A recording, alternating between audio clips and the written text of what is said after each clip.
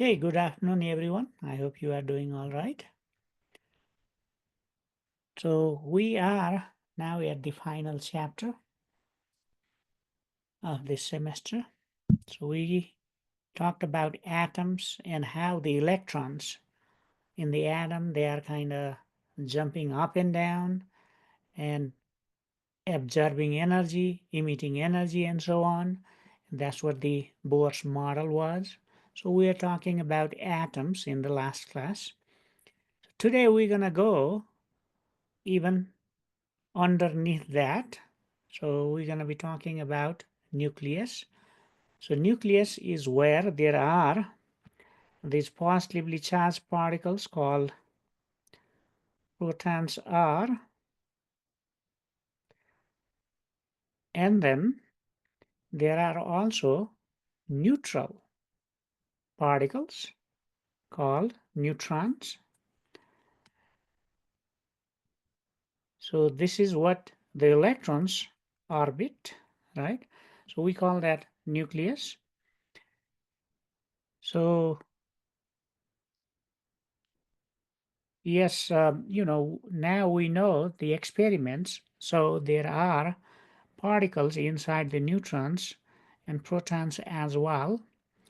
But those particles just, comes in a transition during the nuclear reaction and so on. So that means these proton neutrons, these are the most stable elementary particles we know. So yes, we can go and look underneath them, but those particles basically do not exist independently. So that's why these are the smallest particle that exist in an atom or in the matters. Okay, so that's what we are talking about today. So basically, the science that studies or the physics that studies the inside of the nucleus, it's called nuclear physics. And there are a lot of things we can do with nuclear physics. For example, there are this nuclear power, the energy generated by nuclear reaction, in which case the mass gets converted into energy according to this Newton's, not Newton, but Einstein's mass energy relationship. And of course, the nuclear medicine. So we'll talk about one of such use in, like let's say imaging, and that's what we're going to be talking about later. And then of course the managing the nuclear waste. So when we produce nuclear power, what happens? They're going to be waste. So they are still radioactive and harmful to us. So managing them appropriately is very important. So although we have a lot of, like let's say we can produce a lot of energy from very small amount of mass. The problem is the taking care of that waste is very difficult because it remains radioactive for millions of years, even billion years, okay, some materials. So because of that, managing them is very difficult. Nobody wants that waste near them, okay? So that's why it is not used as abundantly as the other resources. But I think the Japan uses make use of a lot of this nuclear reactors to produce energy. US I think uses around 20%, and that keeps changing. May have gone a little lower because the other resources they have gone up, but the nuclear resources not as much. So I'm guessing now it's even less than 20%. Okay. So anyway, so in nuclear physics, we would like to know what is nucleus made up of? What are their properties? And As we can see, nucleus has this positively charged particle sitting close together. And we have learned, according to Coulomb's law, positive charges repel each other. So what keeps them together?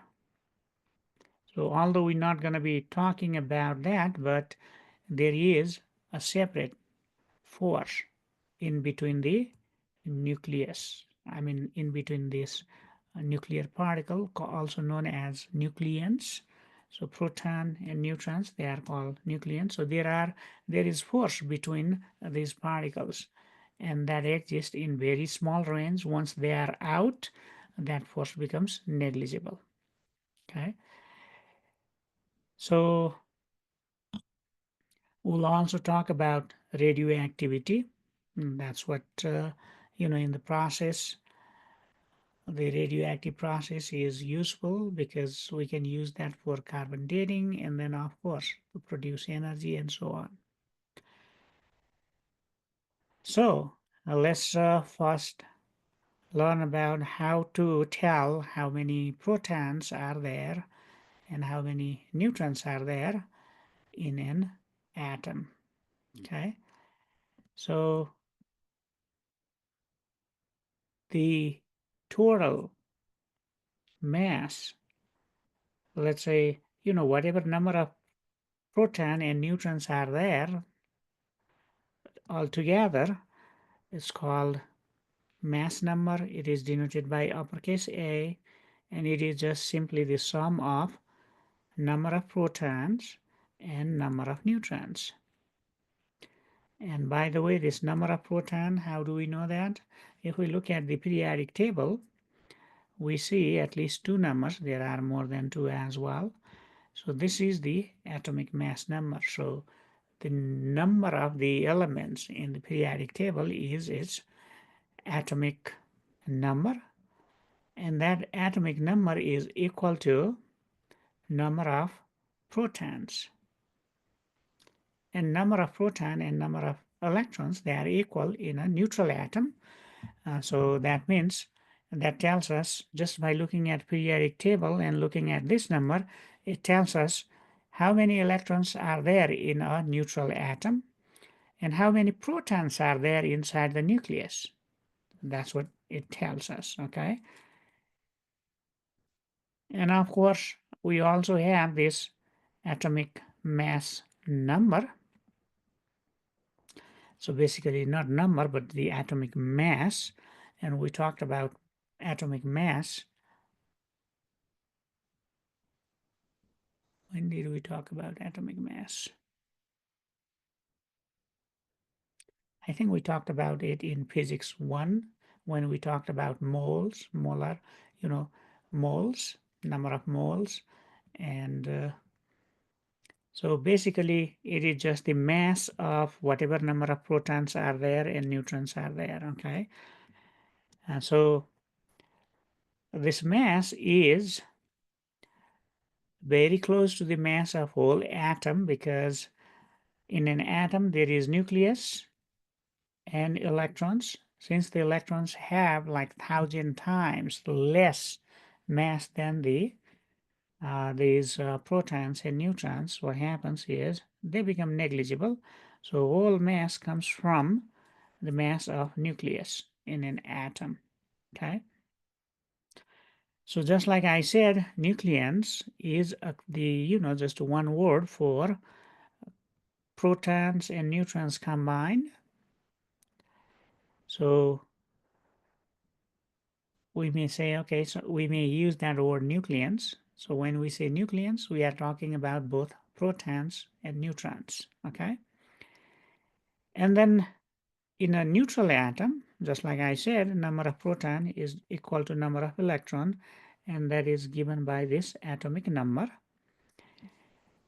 So number of protons may be equal to number of neutrons in some cases, but for most elements in the table, what we find is number of proton may not be equal to number of neutrons.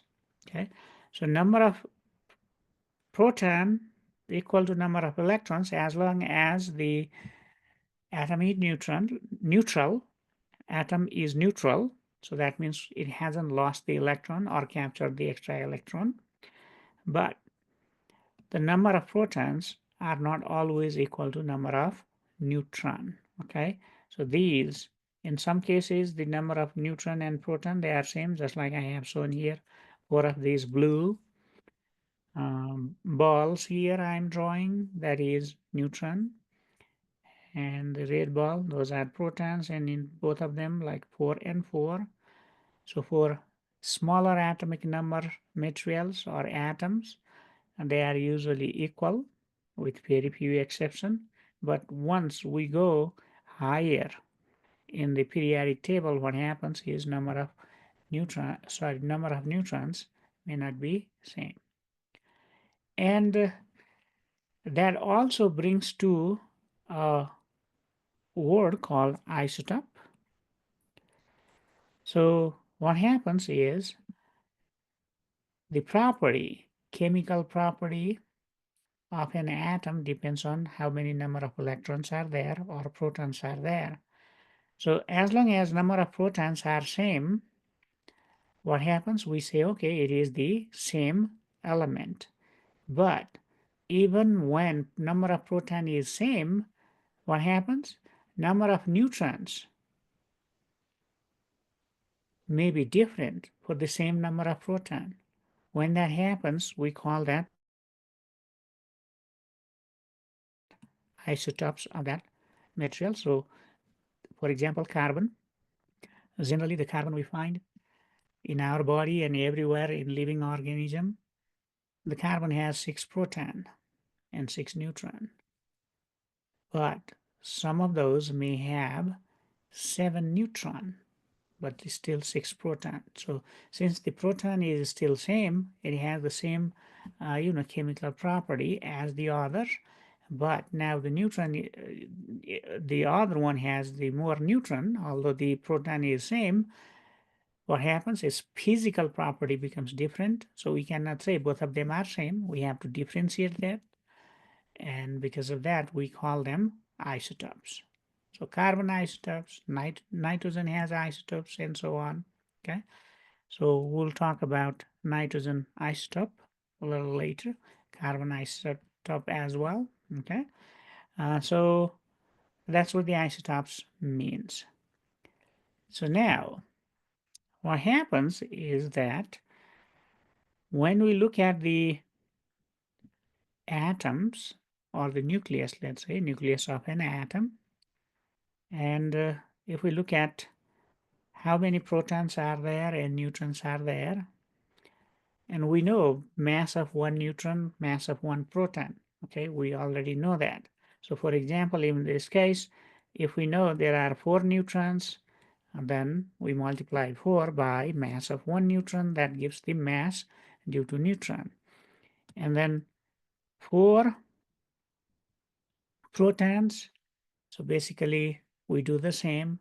So that means what we expect the mass to be. We expect mass to be equal to sum of the masses of this individual particle. But when we weigh, let's say, when we directly find the mass of a nucleus, what happens? Its mass is smaller than the mass of these individual particles added together. So that is called mass defect. Okay, so not same mass, although we expect that to be same. So it's like saying, okay, you have some, balls in a bag, and when they are in the bag, altogether they have one mass. And when you spread them on the, let's say, uh, you know, ground, then weigh them individually, you get different mass. So there is this difference in mass. That difference in mass is called mass defect.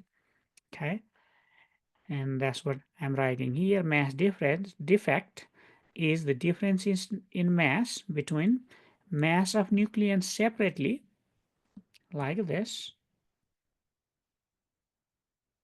and the mass of nucleus over here.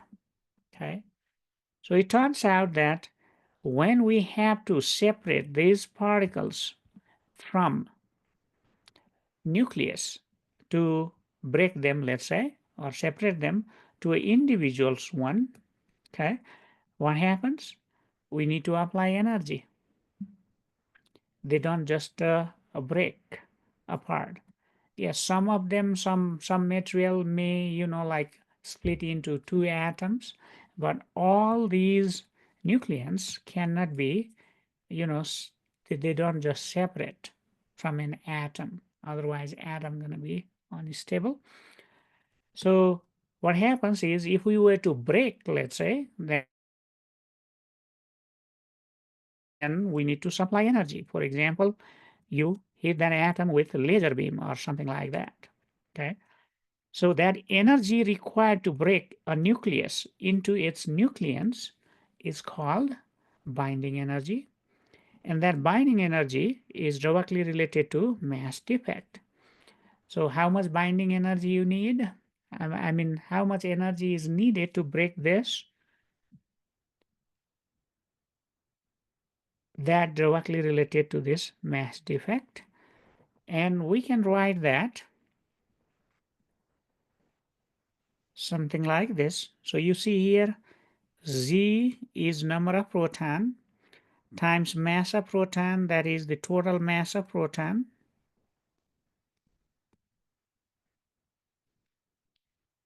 protons, right? And this is total mass of neutrons.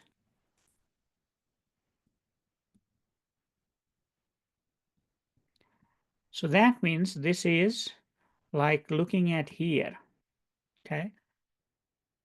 Nucleons, they are separate here. And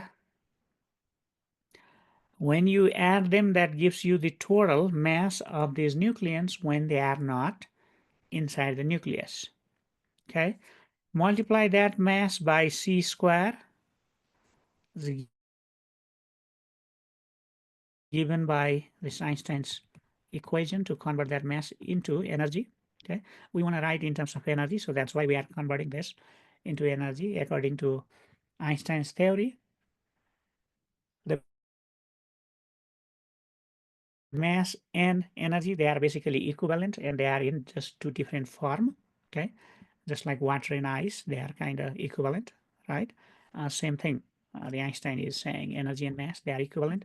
They can go from one to the other one. So later in this chapter, I have added some slides that basically shows those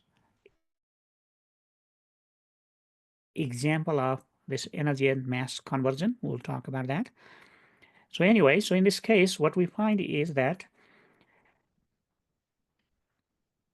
this energy needed to break it is equal to the energy of this nucleus here, a difference between this energy and the energy due to this. And energy due to these nucleons, yes, I have written it here. That's what this is. Okay, so difference between energy due to this mass and that mass is equal to that. So when you have to break, what happens? You need to supply energy, and that is equal. That energy is what we call binding energy, and we can also think of that energy as the energy. You know, they had more energies when they are together. Now they have less energy, so that energy due to mass defect is the binding energy. Okay, so that is about the nucleus and nucleons, their mass and their binding energy. And here is a question before we talk a little bit more about that binding energy. And I'm just realizing I haven't started a clicker, so I'm starting that. And you too, go ahead and start it if you haven't already.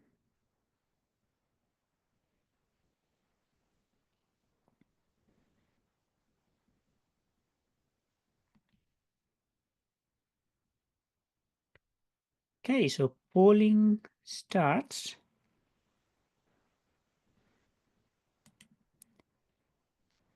And you have a minute to answer this.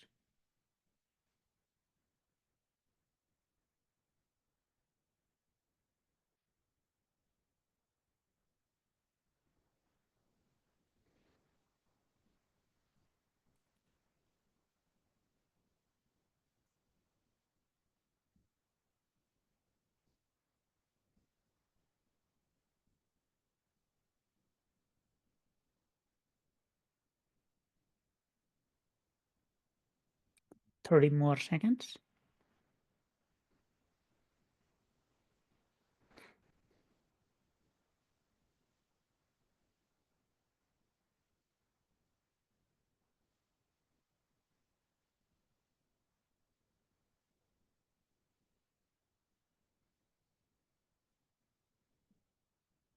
And 5 more seconds. 5, 4, 3, 2, 1, and it stops.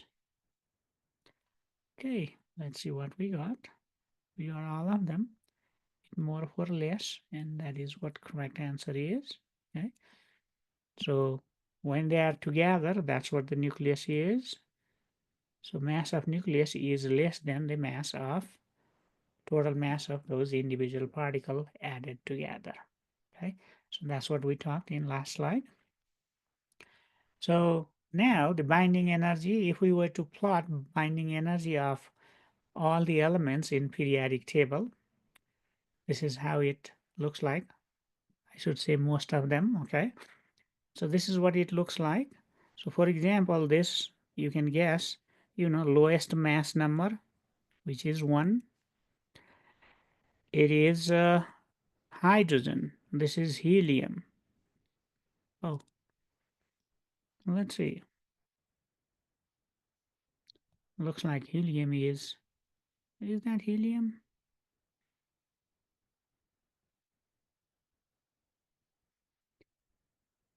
So helium, there it goes. And then you have, the value comes down a little bit and then goes to the carbon, oxygen. So among the smaller one, they have among the, these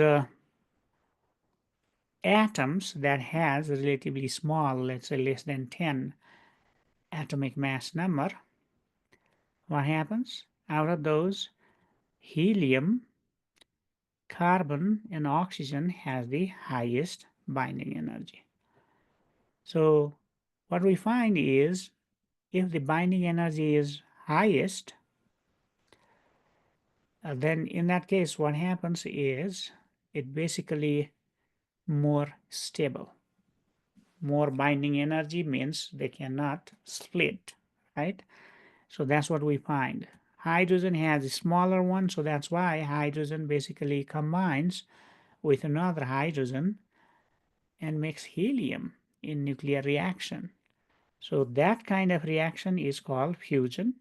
Okay, so that's why what happens is hydrogen and hydrogen combines to form helium, and helium also can combine in nuclear reaction. I'm not talking about chemical reaction here, okay? In nuclear reaction and can form carbon. So that's how we have a lot of carbon in our universe. So everything, based on the Big Bang theory that talks about how the universe came to place, right?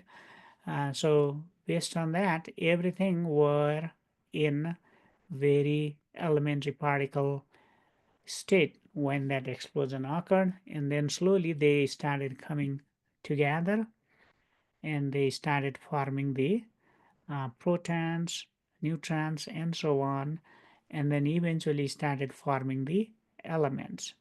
So at the beginning, most of the elements were just the hydrogen. So how come we have all these, including metals and so on, and that we find in nature? It's because of the nuclear reaction. So we'll talk about nuclear reaction soon. So these smaller, element with the smaller mass number, when they combine together and forms the element something like this with the higher mass number, that happens, that process is called nuclear fusion. Okay, nuclear fusion. So fuse, more than one fuse together to form the higher element.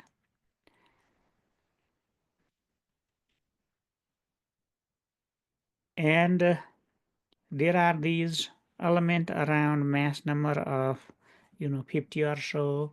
For example, like iron, copper, and so on, they becomes kind of most stable one because they have the highest number of highest maximum binding energy. And then after we go to the higher values, what happens? They become loose, like uh, they have like more neutrons than proton, and then this, what happens is they can easily break. So those elements or the atoms with higher mass number, they become unstable and they want to break and become a little bit more stable. Okay, so more stable means the one that has a lower number of atomic mass number, means less number of protons and neutrons. Okay, so this process of breaking into, like let's say the element with the smaller number is called fission, nuclear fission.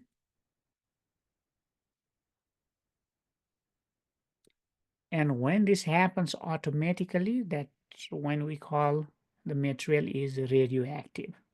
Okay, when this happens automatically, for example, for this, for the fission, for some elements, we need to apply extra energy, heat them, and so on. But some of the element in the nature exist, they are always converting into smaller, uh, you know, the particle with the smaller mass number, and that process is what we call radioactivity. Okay, and the materials are called radioactive material.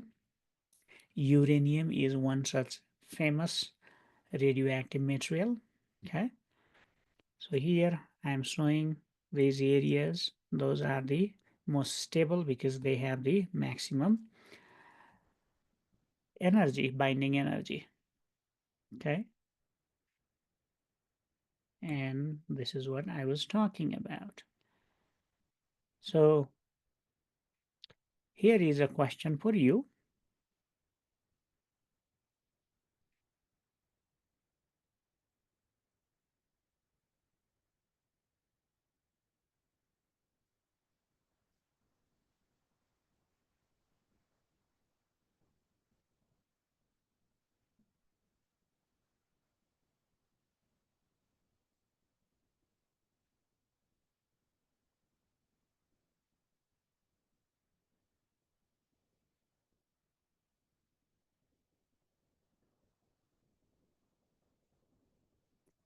Okay, let's do 30 more seconds.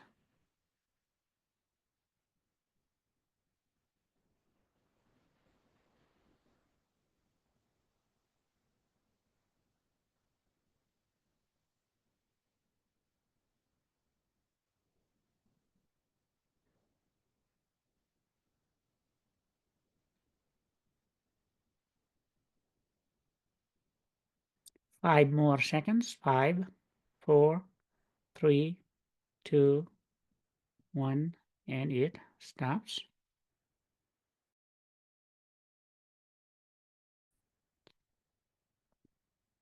Okay, let's see what we got. So we got mostly B and C.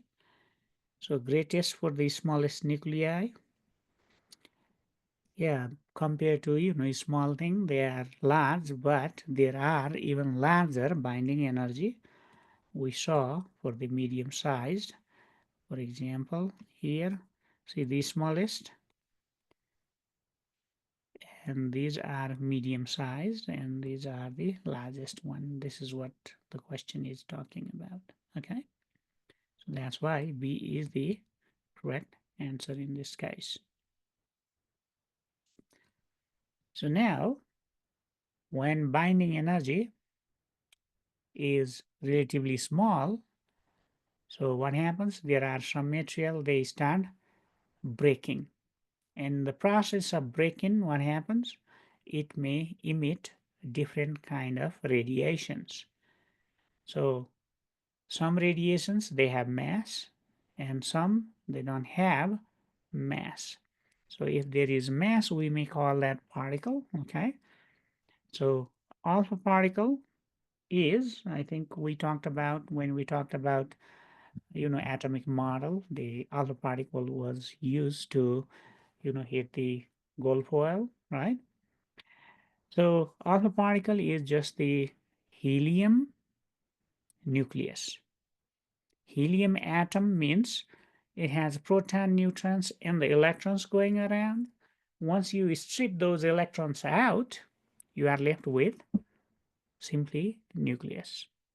So helium nucleus, when they show up during the radioactivity, we call them alpha particles rather than saying helium nucleus, okay? Or rather than saying helium ions, right? So, so that means how does the nuclear reaction equation looks like when one alpha particle comes out of an a heavier atom, let's say. So the heavier atom that is breaking and emitting those particles or radiation, we call that parent nucleus. And then the one that's formed new is called daughter. And then these are the radiations. Okay. So when you put radioactive material and then, like let's say detect the particle that's coming out by letting them go through the magnetic field, what you find is there are these separate spots on the screen. Okay. So the alpha particle is the one that goes up. For example, here magnetic field is going into the field, into the phase, right? Into the phase. So now this thing is deflecting up, okay? It is kind of trying to move in a circle like that, okay? This particle. So that means that tells us that it is positively charged. And circle has a very large radius, means it is heavy, okay? So those are called alpha particles, and I already said alpha particle turns out to be just the helium nucleus. Okay, so helium nucleus has four particles, right? Two protons and two neutrons. So that's why we write that something like this. And proton, number of protons, there are two. So this is what we write. So this is total number of protons. So symbol for writing any nucleus is like name of that nucleus and number of protons given by Z, and A is atomic mass number, which is sum of proton and neutrons. Okay. So now when this comes out, what are we left with then? So this becomes new because its value of Z changed, means it has now different number of protons than what we had in the parent. So that's why this is no longer the same atom or nucleus. So the daughter has now the protons reduced by 2 because 2 is the proton of this. So for each alpha particle that comes out, what happens? It takes 2 proton out of that. So that means there are going to be 2 less proton. And the total, atomic mass number are going to be 4 because 2 protons along with 2 neutrons gone. So 4 gone from the original one. So that's how we write it. So for example, like uranium has different isotopes as well. But let's say here is a typical isotope that is radioactive. It has 92 protons, okay? And this is the atomic mass number. So now if you want to find number of neutrons here, so what is the number of neutrons here?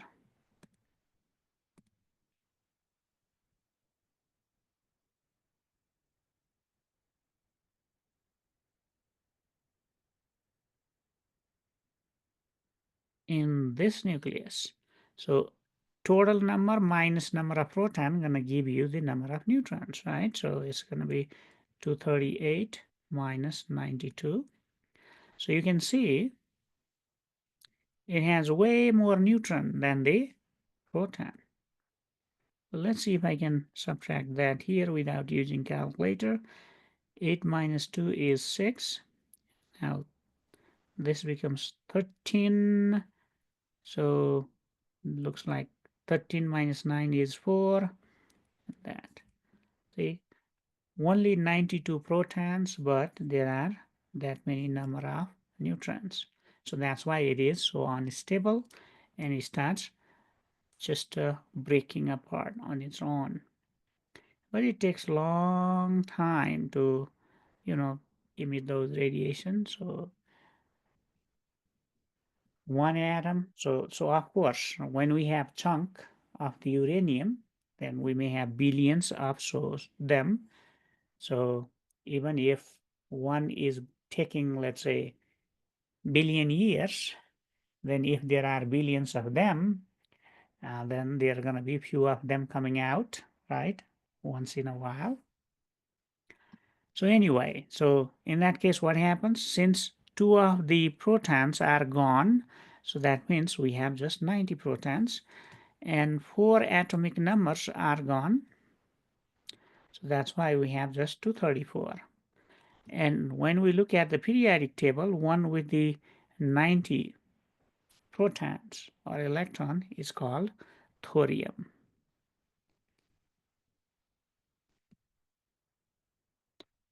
So that means this parent nucleus, uranium 238, becomes thorium 234,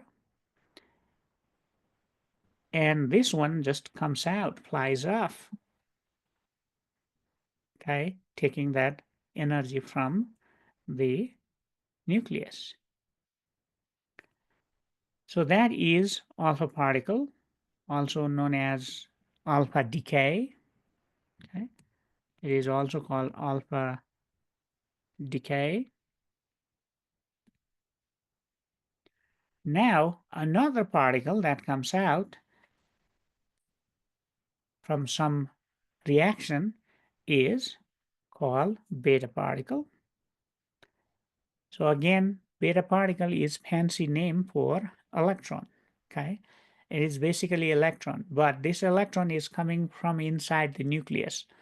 This electron is not the one that is orbiting around. So because of that, it is more energetic than the electrons that orbiting around the atoms. Okay, so that's why it has separate name. So that means what happens? Electron coming out means proton is not coming out or neutron is not coming out. How the electrons comes in, right?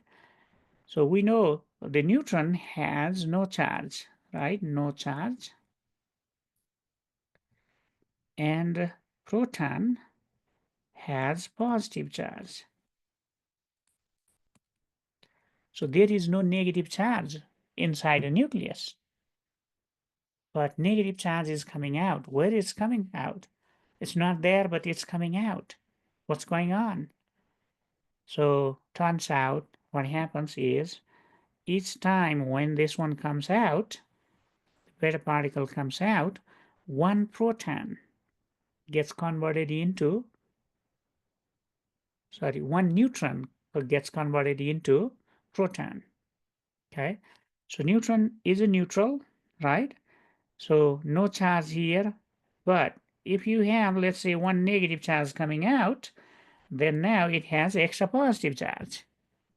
So extra positive charge means now it is a proton. Okay, so that's why what happens here is number of proton increases, although we are not putting proton inside that nucleus.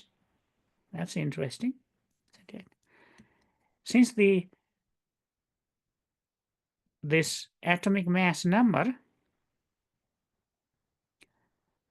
does not include the number of electrons or anything like that, what happens? It remains unchanged. So the A remains unchanged. Simply, the number of proton increases by 1. Okay, so in that case, this beta particle comes out, and turns out there is also a very light particle that comes out. So I think when we talked about relativity, we said, okay, there is, this muon comes out. I mean, the muon basically develops when the particles coming out from the sun interact with our atmosphere. So antineutrino is tiny particle like that. It has negligible mass like electron, okay? But what about this anti-neutron? So this universe turns out to be filled with matter and antimatter. We'll talk about that a little later. So it is the antiparticle of the neutrino. So for example, let's say we have a carbon. So carbon can become nitrogen. Okay. So in the process of this beta decay. So what happened? It went from 6 to 7. Now, since there are 7 proton, we cannot say it carbon. It is now nitrogen. Okay. So see, the A number did not change. 14, 14. And this is not a regular carbon. It is carbon isotope. Remember, regular carbon has 6 proton and 12 proton plus neutron. So 6 proton and 6 neutron. So this is the carbon we see in the nature that is stable. But this one turns out to be unstable. And because of that, what happens? It decays with this beta particle and it forms the nitrogen. So this is another example of nuclear reaction. And this negative, how do we know that? It deflects opposite direction to what the direction this alpha particle deflects. So alpha has a positive charge, this is negative. And you can tell that by just using right hand rule. Okay. So what direction force is acting on positive charge versus negative charge? In positive charge, the force is acting up here. So for example, it is moving to the right. So if you start your, this, let's say, right hand, these fingers pointing to the right, and then pill is going into, means the palm has to be down so that you can crawl them down. So this thumb points, towards this upward direction. So force on the positive charge is up in this case. And for the negative charge, it's going to be opposite. So that's why we can tell, okay, these are negative. And when we calculate mass, remember, by making them go in circular path and measuring radius, we can calculate mass. We have this equation BQB and sine theta is 1 is equal to mv square over r. So this equation can be used to find the mass.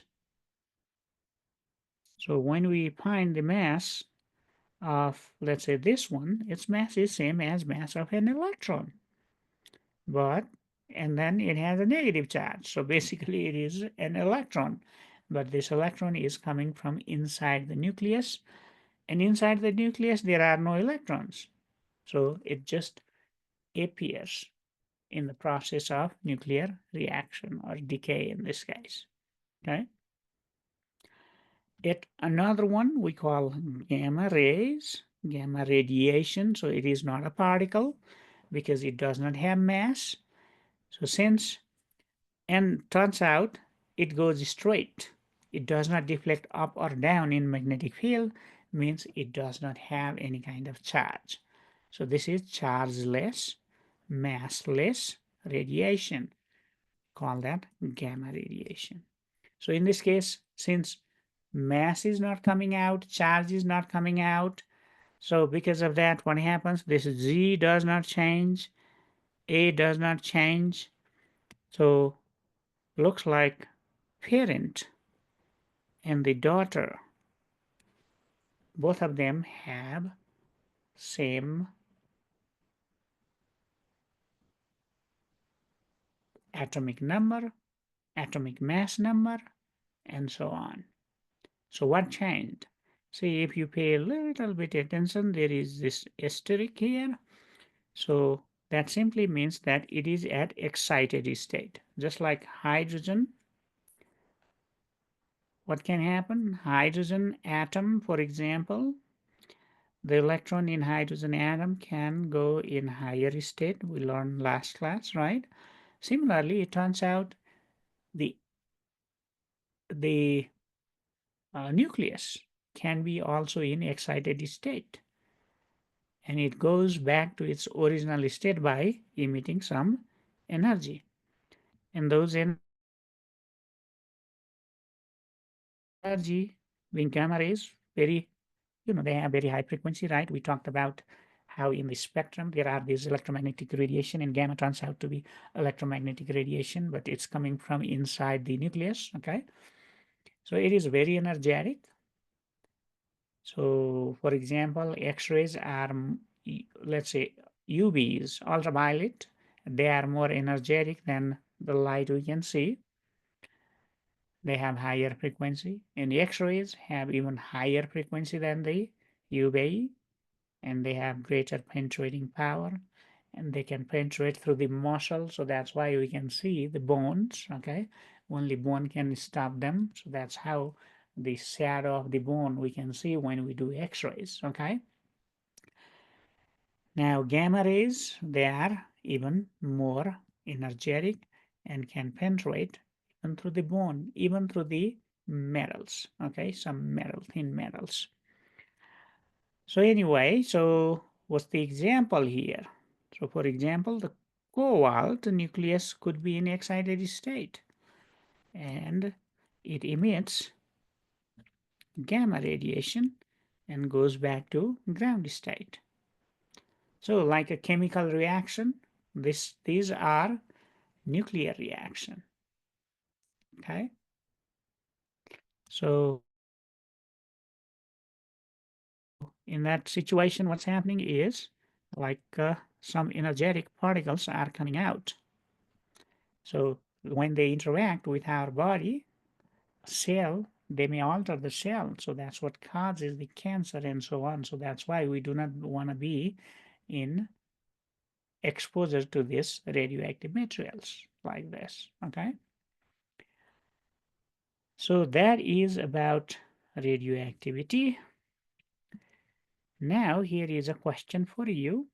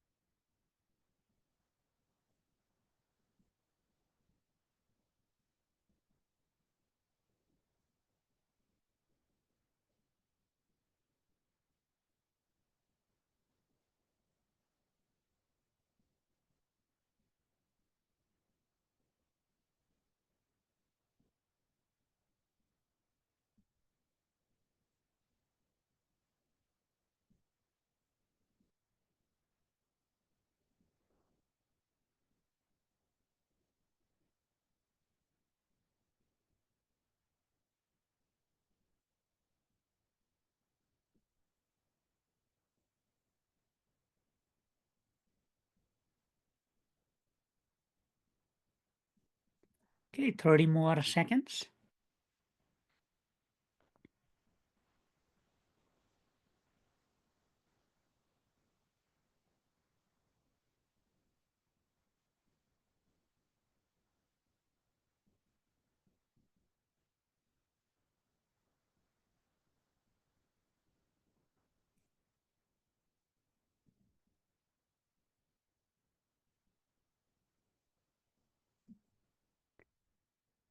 So 5 more seconds. 5, 4, 3, 2, 1, and it stops. Okay, let's see what we got. So mostly C, and that is correct answer.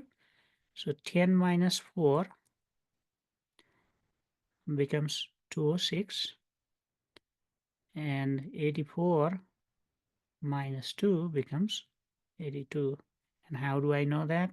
Minus 4 minus 2. So that's what the alpha decay, that's what happens in the alpha decay.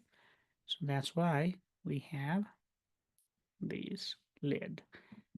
And look at here, this lid has 82 atomic number in this periodic table.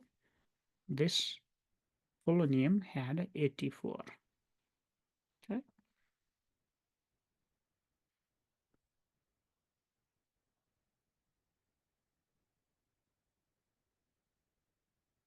Okay. So says radioactive decay. So now let's say how often it happens and how long it takes for something to, like let's say convert to different material and so on. If you want to know that, then we can just keep the counter, also called Geiger counter, in front of this radioactive material and count how many particles are coming out. Okay, and based on that we can tell or estimate, okay, how the number of parent nuclei are getting less and less and less. Okay, and turns out that decay is exponential decay, and the rate at which this particle comes out is proportional to the original number. Okay, proportional to the original number. Let's say if we have something like this 160, and original number we denote that by n0 at the beginning when time is equal to 0, our observation, whenever we begin observation, that's time 0, and whatever possible number of that parent nuclei there could be, that's the n0. Okay, and then now what happens here? So they decay, and the experiment shows that there is this kind of exponential decay. So that means, so for example, to go from n0 to half of that, let's say if there were 160 number of some sort of parent nuclei, and let's say if it took, for example, 2 units of time to go from n0 to n0 over 2, then what happens is in another half time, I mean, another multiple of time, all of them do not convert. What happens? Every time. So for the next cycle, this becomes the original one. Okay. And then half of that. So original n0 by 2, if you start from there, observation, and then by the time it becomes half, so half of half is quarter. So that time is the another half time. Okay. So half time is the time it takes for a parent nuclei to go from, let's say, whatever number it was to the half of exact that. Okay. So for some material, it's going to be in seconds. For some, it's going to be in minutes.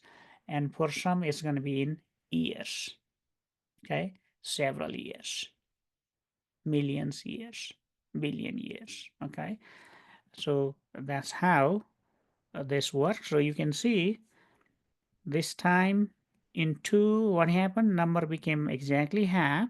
In this example here, just for the convenience, I have written these numbers. So 1/2 of 160 is 80. Okay, this is not a real example, but a real thing works just like this. Okay, so now from 80 to 40, it took another exactly same amount of time. So here it was 2, 2, and 2 times 2 is 4. Okay, and now half of n0 over 4 is going to be n0 over 8, for example. For that, how much time it takes? See, it becomes 3 times that half time.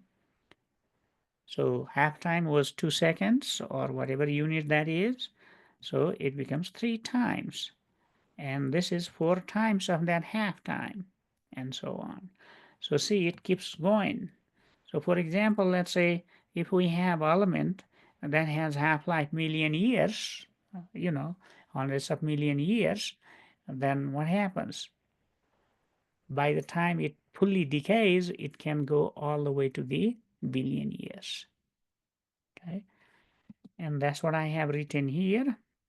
So when n is half of, new n is half of the original, and then, by the way, this exponential decay is written something like this. So this is original number, and this is number at any time. Sometimes it's also written with t in parentheses, okay, because it's time dependent. And this alpha is called decay constant, and for a given material, this decay constant is known. And sometimes we may write this, let's say, this in terms of this time. So lambda is 1 over tau, or tau is 1 over lambda. Just a notation, okay? So this looks nicer, but to make sure that, okay, this one and that one have same unit, and so we say, okay, that is the tau here, okay? So now, in this case, what happens is we can say, okay, in this equation, the n becomes n0 over 2 when, so I'm just using these two terms here in this equation, n0 e minus, what is the time then? That time is called when the n becomes, half of the original. That time is called half-life, and that's where this t half goes in. T half. And this tau is just a constant. It depends on just the what nucleus it is. Okay, if we know the nucleus, we can find the value of tau. It's already, you can find that in the table. Okay, so this n0 cancels. So there is this exponent here. So to basically get rid of that, what we can do is we take the log, natural log on both sides, and when we do that, what happens is we get this. Okay, so if you know the tau value of certain nucleus, then you can tell what the half-life is. Okay, or if you know half-life, you can tell what the tau value is, and you can make table out of that. Okay, so anyway, so that's what the radioactivity is. And the radioactivity of this carbon 14, remember we have that carbon 14 that emits the beta particle and becomes nitrogen. Okay, so if we count that and figure it out, we can tell since when this thing has been dead. Okay, once things are not dead, they are eating food, and from the food, what they are getting these carbon isotopes. Okay, but once they die, what happens?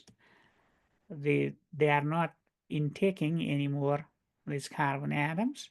So because of that, what happens is now the total number of these starts decaying, decreasing. Okay, so that's the idea that's being used. So it looks like it's already time for the break. So let's take break, and after break, we're gonna come back and pick it up from here. Okay, so I'll see you in 5 minutes.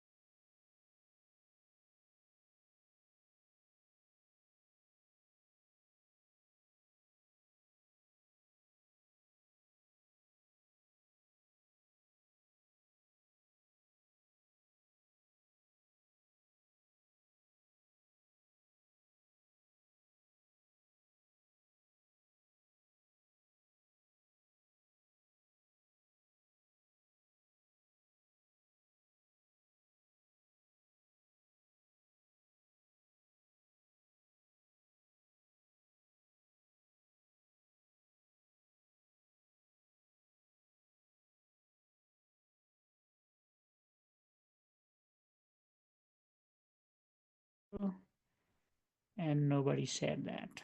Okay. So what I was saying is, okay, I have posted this review material here on Canvas, our Canvas page, and you can use that and use this, the notebook LM, for the, you know, to study them. Use that as a tutor. Okay.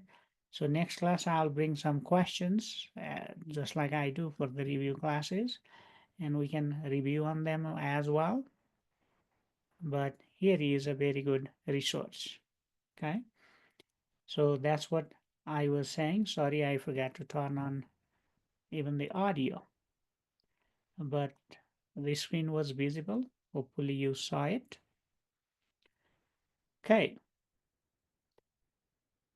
So we have our FCQs up, and the survey for the notebook LM is also, I have posted that on Canvas. Okay. So now let's get back to the material we were talking about. Okay. So this radiocarbon dating, so just like I was saying before the break, that every living object has consumed the carbon. Okay. And because of that, through the food, this carbon isotope is inside our body. And as long as we are eating, there is certain peak amount of that in our body. And then what happens once things die, then there is no more food, means no more supply of this carbon. And because of that, what happens? It starts decaying. And now counting the how many number of it is currently decaying in a certain time interval, you can tell, okay, let's say how long it's been dead. So for example, we know what's the half-life of this carbon, okay? So this carbon isotope has that many years, 5,730 years, okay? And by just counting how many of those are coming out of a given, like fossil, uh, how the activity is changing, we can tell, okay, how long it's been dead. And by the way, just this radioactivity has a unit, oops, BQ, becquerel. It is just the count of like how many of that is coming per second. If it is coming one per second, that it means one BQ. If two of them are coming every second, means two BQ, and so on. Okay. So the half-life of that is 5730. So by counting, how active it is, we can tell, okay, how long it's been dead. And here is one such example. Okay. So for example, you measure a radioactivity of that bone, the fossil of cow bone, and you register 100 activity per minute. And now let's say you also measure that activity from the freshly dead cow bone. So that means the maximum number of activity is still there because it's just died, right? So you find that the average activity is 800 for the one that is just dead, and the fossil has this 100 activity. Now the question is how long the cow been dead or fossilized, okay? And so that's what this question is, and half-life, that number, by the time this activity, remember, the activity is directly proportional to the number, what is, the number at that point. So less number means less active, and so on. So anyway, with that, I'll let you pull on this. So what do you think?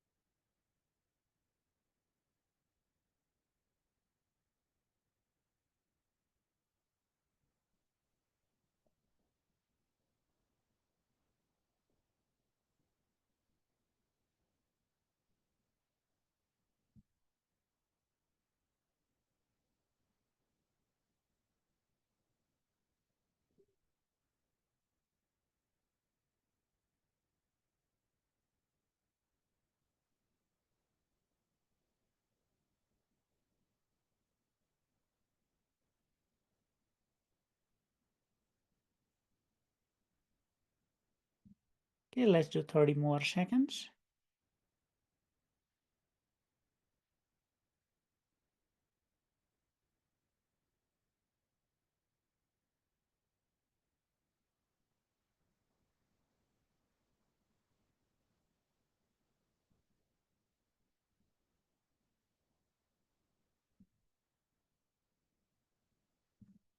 And 5 more seconds. 5, 4, 3, 2, 1, and it stops. So let's see, how do we do it? So originally it was 800 and now it is 100. So how many half-life it has gone through? So for example, 800 to 400 is one half-life, right?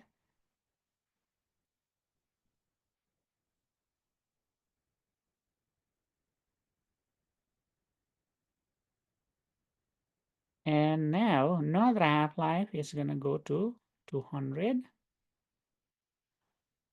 And then another one is going to be 100. So that means this is 2 half and this is 3 half-life.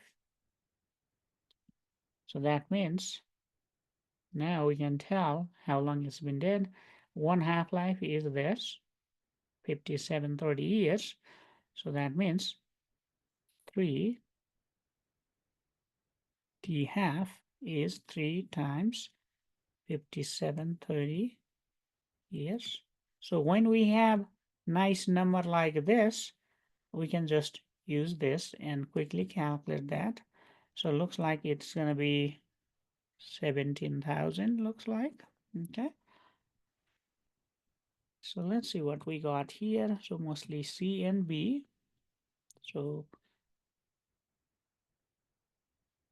in this many years would have been just 200. Okay. To get to this, we have to wait for another half-life.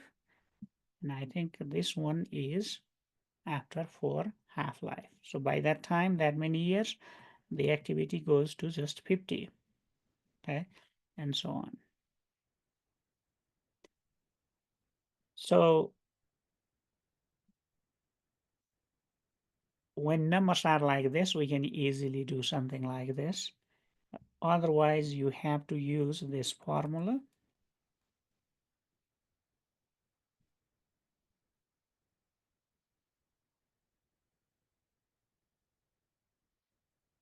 I think it is T over tau. And so for that, you need to know what the value of tau is. And for that, you need to look at the, okay, what's the value of that? And once you have that, then you can calculate T using these numbers. So original number is 800. This is 100. And then from there, you can calculate T and see how many years been gone. Okay.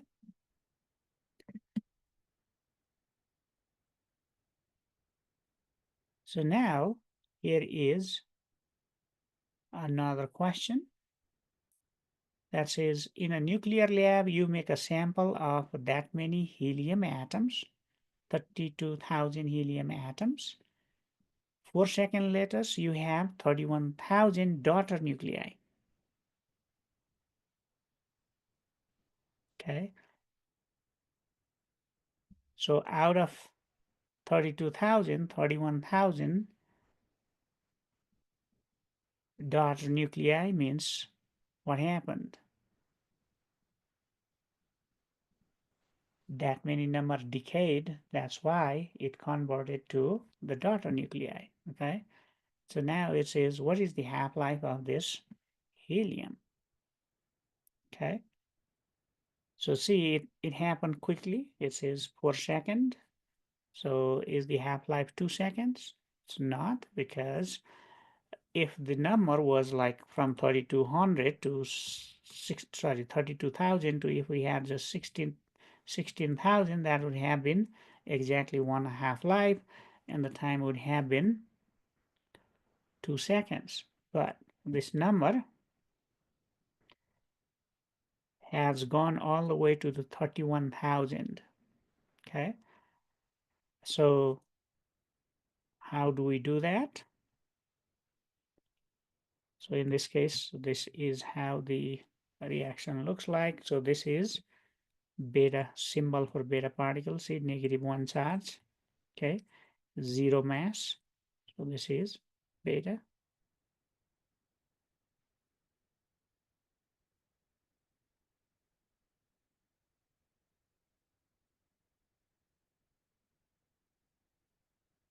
Okay.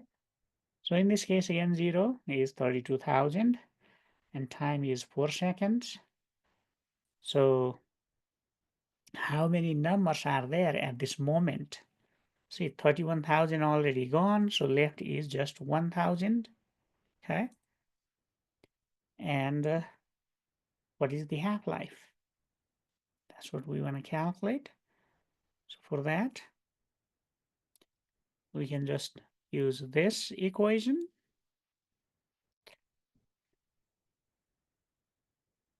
For that, we need tau. Okay. So we know tau is that. So this is in this equation.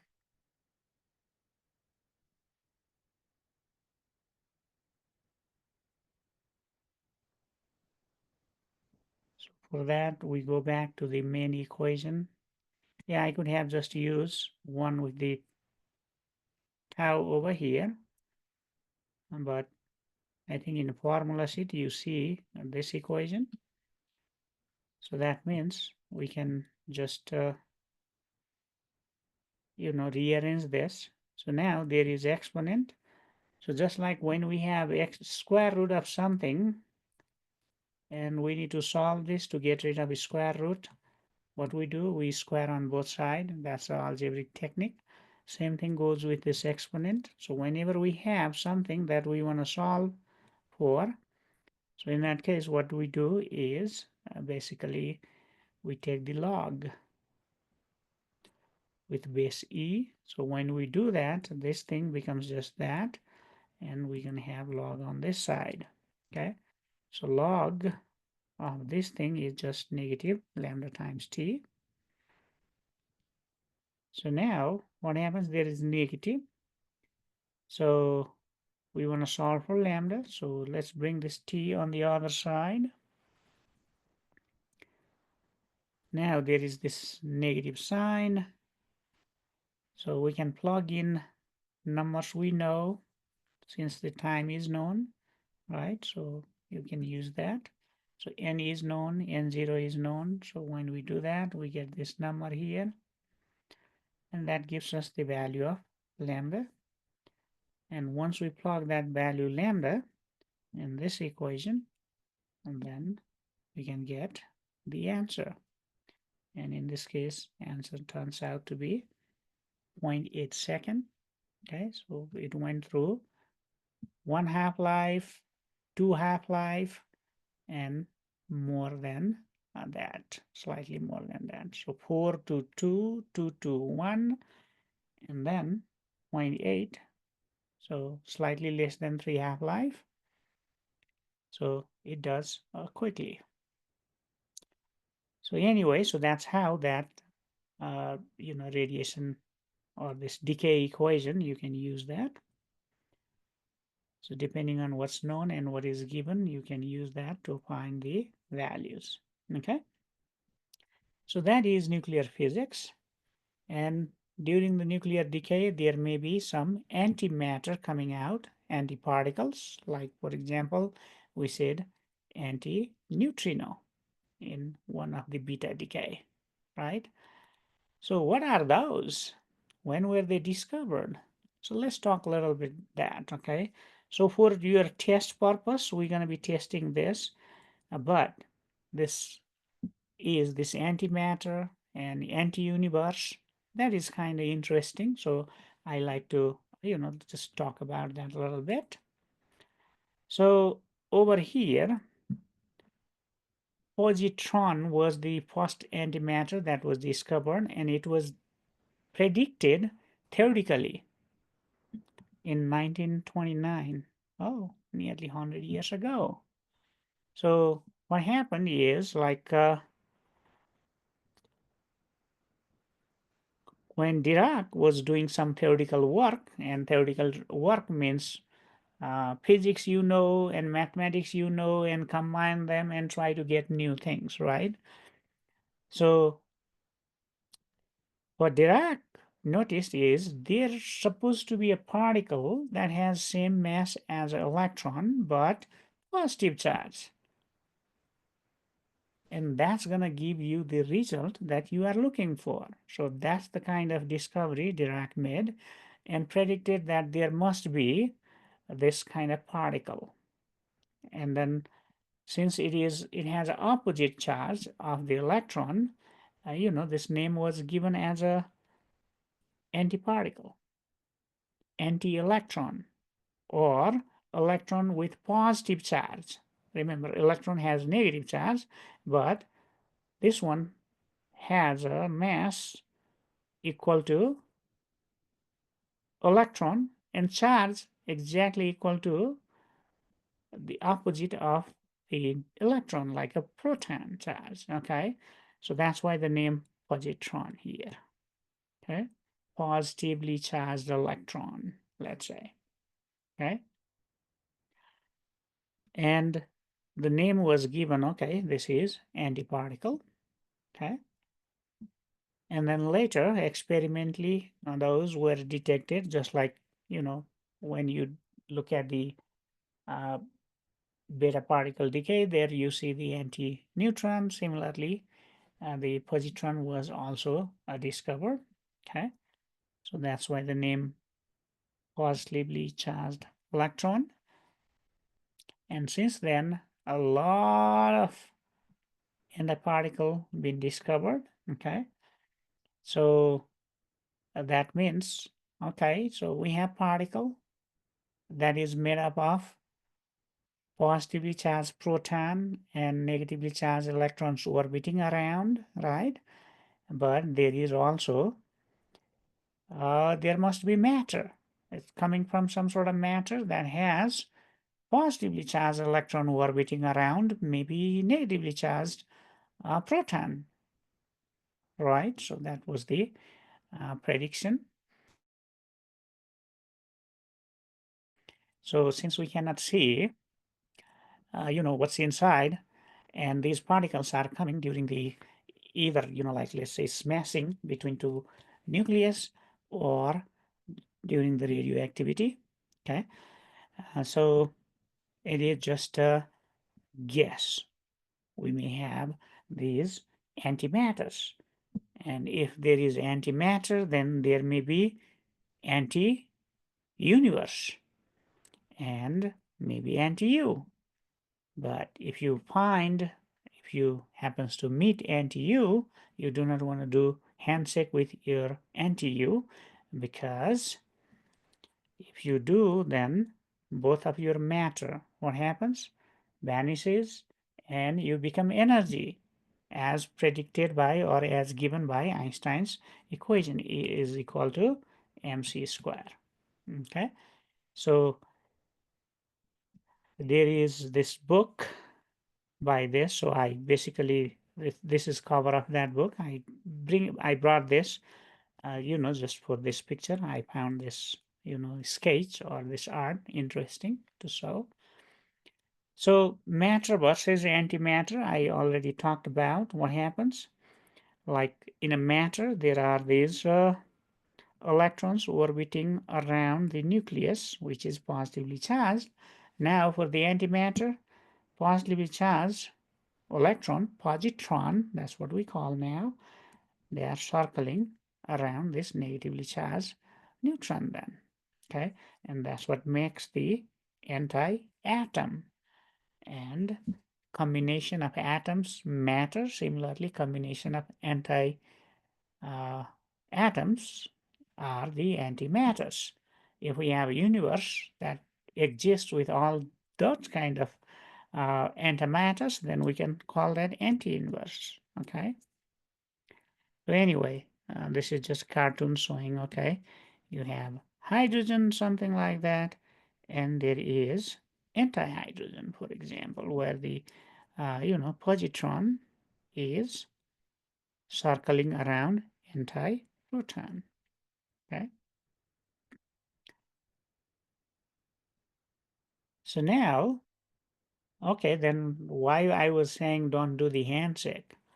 So the experiment shows that when matter and its corresponding antimatter, for example, electron and positron, they are brought together. If they somehow comes in contact, what happens?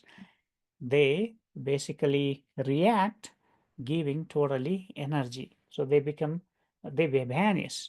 So matter becomes energy. So what happens? For so they become photons. And similarly, these matter and antimatter or electron and positron may come out from a nucleus. When you supply that energy, remember, with the binding energy, then it may break. When it breaks, then we may get these matter and antimatter or electron or positron coming out. Okay, and that kind of production is called pair production. Okay, so here the photon is converted into this matter. So energy is being converted into matter. Here the nucleus did not break, by the way. Okay, so photon, energy of photon is equal to energy of electron and positron. And then when they come out, what happens? These are now particle and they follow the law of conservation of momentum and conservation of angular momentum and so on. Okay, so they are behaving like a particle. So in this case, this phenomenon is called pair production, and they may combine and result into back to a photon, and that is also called annihilation, pair annihilation. Okay, so when they come in contact, they may, come out as a photon, two photons, not one photon, but two photons there. Otherwise, they're not going to be conservation of momentum. Okay. And so anyway, so for that, we have this pair annihilation as well.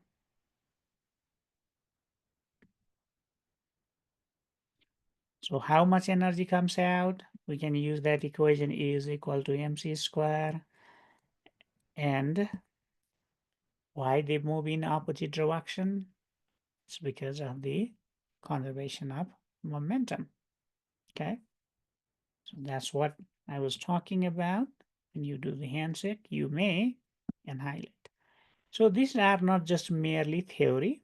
Okay, it's been verified by experiment. Now we make use of that idea to make an imaging device. So positron emission tomography, in short, I think it's called PET. Okay, so in this case, what happens? That in this case, this pair annihilation technique is used. Okay, so positrons emitted from radioactive materials, basically, they combine with the electrons they find in our, let's say, body part, and they emit, photons or gamma rays. Okay, and those are detected, and those detections, okay, basically when we are taking picture, for example, a camera taking my picture here, what it does, the light is hitting my body, and then that light is reflected and gets to the camera, and the sensor collects that, and putting all that together, it makes the image. And same thing is done here as well. So in this case, that light coming out is not from light bulb, rather is coming from the annihilation of the electron in our body and positron that is sent by this device. Okay, and depending on what part of the electrons coming out, it brings the information from there, the photon. Okay, brings the information from there. So light is coming from there. So rather than reflected light coming from there in our regular, photograph, what happens here is that it is the light that is emitted from that body part that's coming out, and that's what is used to make the image. And that's what I think I am writing here. Okay, so that's how this antimatter is being used for, like making this kind of device that can make image of very soft tissue, okay, in our body. So anyway, so that's all I have for you folks for today. Okay, so for the next class, if you missed what I